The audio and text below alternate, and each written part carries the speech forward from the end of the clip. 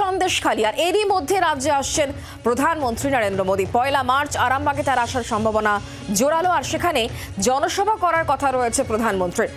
2রা March কৃষ্ণনগরে যাবেন প্রধানমন্ত্রী। লোকসভা ভোটের আগে বাংলায় ভোটের প্রচারে মোদী।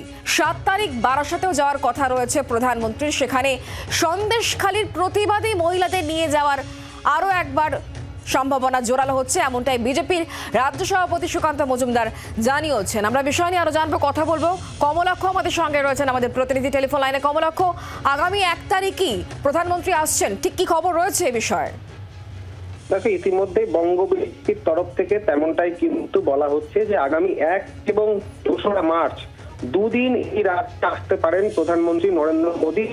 শিডিউল কিন্তু প্রায় বলা যায়, এবং সেই মর্মে দুটি সভা বাংলায় করানোর আলোচনা নিচ্ছে বঙ্গ বিজেপি। প্রধানমন্ত্রীর এই সফরকালে একটি সভা আরামবাগে এবং অন্য সভা কৃষ্ণনগরে করানোর পরিকল্পনা, সেই অনুযায়ী চূড়ান্ত শুরু হয়েছে। যদি সব ঠিকঠাক থাকে, প্রধানমন্ত্রী 1 এবং 2 এই দুটি জায়গাতেই সভা করানোর প্রস্তুতি শুরু হয়েছে, এবং তার সঙ্গে সঙ্গে কিন্তু 6 মার্চ প্রধানমন্ত্রীর আসার সম্ভাবনা রয়েছে, এবং সেই মহিলা সমাবেশে তার যোগ আছে।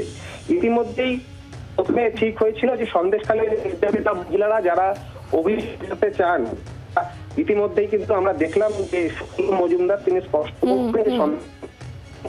মহিলা তারা প্রধানমন্ত্রীর কাছে অভিজ্ঞতা জানাতে চান।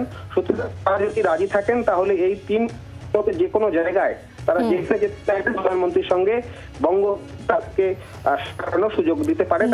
কমলাকে ধন্যবাদ সঙ্গে থাকার জন্য। এই বিষয়ে বিজেপির রাজ্য সভাপতি সুকান্ত মজুমদার ঠিকই বলেছেন শোনাবো, এবং তৃণমূল কংগ্রেসের তরফ থেকে কুণাল ঘোষ কি বলেছেন শুনুন। অমিত শাহজির এখন সেই জন্য আমরা ওনার আপাতত হয়নি, ওনার আসার কোনো প্ল্যান প্রোগ্রাম হয়নি। মাননীয় প্রধানমন্ত্রীর সভা হওয়ার সম্ভাবনা আছে 1 তারিখ এবং 2 তারিখ, দুদিনই হওয়ার সম্ভাবনা আছে, এবং 6 তারিখে উনি আসবেন। আপাতত এই 3 দিন আসার সম্ভাবনা আছে। হ্যাঁ, তারা জানেন সারা ভারতবর্ষের বিভিন্ন জায়গা থেকে বিভিন্ন রাজ্যে বিজেপি হারবে, বিজেপি 100 ক্রস করতে পারবে না। মরিয়া হয়ে পশ্চিমবঙ্গকে ডিস্টার্ব করতে আসছে।